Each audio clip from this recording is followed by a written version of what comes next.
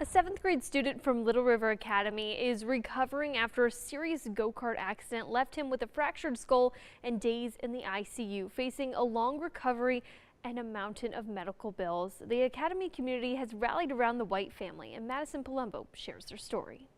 I was after church on Sunday and I was asleep, and I got a call from one of my buddies, and he was like, "Hey, you need to check on your family." And I was kind of confused. I was like, "What do you mean by that?" He's like, "My dad just told me that your little cousin got in an accident."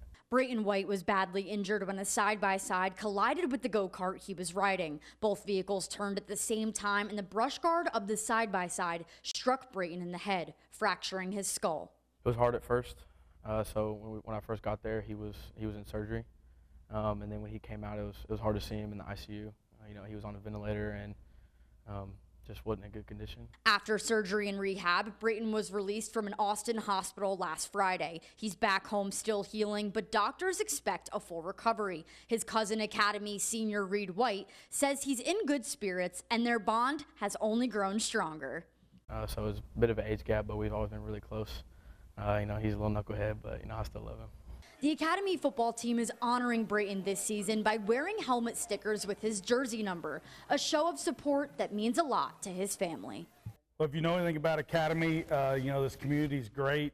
As soon as the accident happened, we had multiple parents calling to see what they could do. Of our senior mom group, that came up with the idea of doing the helmet stickers and getting them put on, and they did all of it. Being the head coach, the easiest thing I did was say yes. For head coach Kuhn, Brayton's accident hit especially close to home. It's hard to see anybody's child like that, much less a child that you're close to.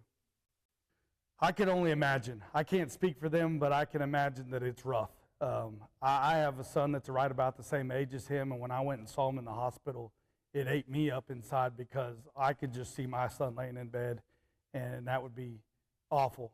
But through it all, Coach Kuhn says the Academy community has shown its strength, rallying around Brayton and the White family. We're all together through thick and thin all together, and so we call it the hive mentality, and it goes way deeper than just sports.